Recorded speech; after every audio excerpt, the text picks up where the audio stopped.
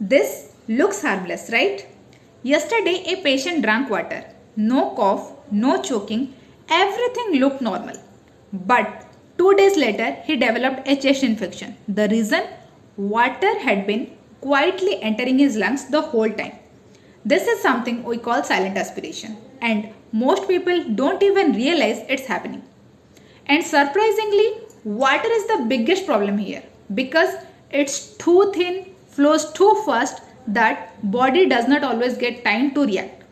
And families say he is drinking water fine, so he is okay. But that's not the truth always. That fine can slowly turn into infection without any warning signs.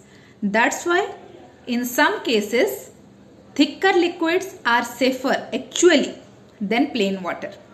Small changes can make a big difference in recovery process. I share simple real life care tips. Do follow if this helps.